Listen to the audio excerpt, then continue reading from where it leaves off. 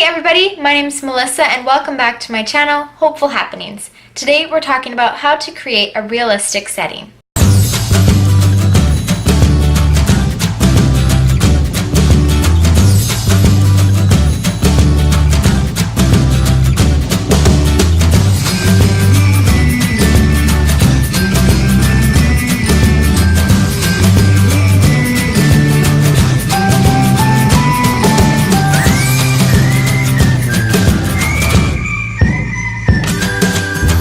Well, I apologize if you can hear a thunderstorm right now because that's basically what's going on right outside my window, but it's a perfect segue into what we're talking about, which is setting. The setting is critical to the feel of the book because it affects the atmosphere surrounding the plot and characters. What makes a story convincing to the reader is the setting. One mistake in a setting fact can make the entire novel lose its credibility. Readers want to read stories that are believable. It doesn't matter what the genre.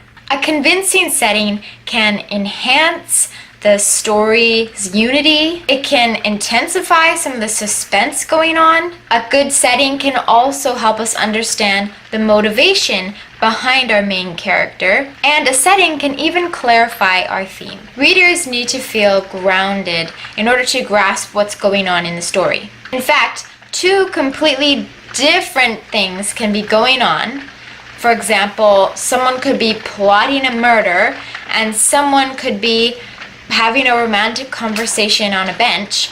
But when we know that they're in the same park, let's say, then that setting can connect them, and all of a sudden we feel that connection as well. In the book Thief by Mark Zusak, the setting there is very important to the plot. So much so that the story could not happen in another setting.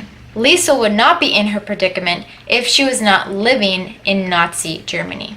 In the very first line of chapter 2, our author, Mark Zusak, gives us some setting. He says, first up is something white. He's talking about the snow, and only a couple lines down does he continue to talk about the snow and just describe it in a way that we can feel. Here's what he says. It felt as though the whole globe was dressed in snow, like it had pulled it on the way you pull on a sweater. Next to the train line, footprints were sunken to their shins, trees wore blankets of ice. Not only does the author give us a clear picture of where we are in the story, but he also does it in multiple different ways. Or rather, he describes the same thing in multiple different ways. Repetition plants the image in our mind. Now, I'm not saying that repetition is good to say the exact same thing over and over again, because that's just boring.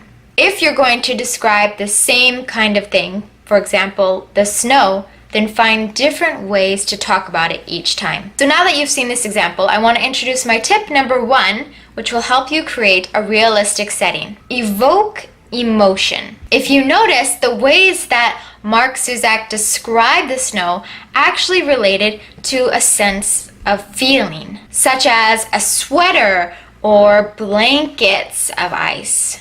Each is done in a different and subtle way. Tip number 2 is to establish your setting right from the very beginning. Since this is the beginning of the story, the reader has to know when and where the story is taking place. Tip number 3, add specific concrete details. Specific concrete details ground the reader and make them feel comfortable as they read. You never want to make your reader feel confused. The beginning of the story must immediately hook the reader with those specific concrete details by entering them into a world without confusion. Giving specific details is how you maintain a realistic setting. There's really no limit to how much detail you can add in your setting, just as long as the details move the plot forward. So, research. Even if you're writing a story about a place that you've been to or even that you've lived, don't assume that you know things about this place. Research anyways. Research every tiny little everything that you can think of that would relate to your setting, and then have that on hand when you're writing. And if you need help in what to research for a setting, well, you can research the people that live there, research the weather, research the plants, the animals, the buildings, the traffic, the food, anything and everything, because you never know when you might be able to pull one of those very interesting and specific facts into the story. Just weaving your character's life through their setting will help make the story feel more realistic. Another way to establish setting is to repeat images more than once. I mentioned before, repetition plants the image in our minds. And one thing that I actually love when I'm reading a book is having setting information that actually might educate me. I always feel a little more satisfied when I'm reading something and then I get to learn something new, maybe even something I was not expecting to learn. Okay, so you know that setting is important. You know that you need to have specific, concrete details and hopefully things that you can repeat in different ways. But how do you filter setting through the story without having info dumps? Bickham, the author of a craft book called Setting, which I love, says, descriptions generally should be kept to a few words or a few lines at any given spot. Sensory descriptions should be sprinkled throughout the story, rather than dumped in great gobs. Handled this way, descriptive passages won't slow the story for long, and the reader will be reminded again and again in short passages how the story setting feels. So as you go through your story, make sure that you're adding setting only in small chunks. You never want to go over 3 sentences of setting description at a time before you've broken it up. Adding information in little chunks at a time will help the story move forward, create visuals for the reader without slowing down the action. Using repetitive images will help build up the story in the reader's mind. And the more specific and significant the details, the better the outcome will be for the manuscript. Using these techniques throughout your story will greatly help the reader connect the images in their mind, understand your characters, and understand your plot.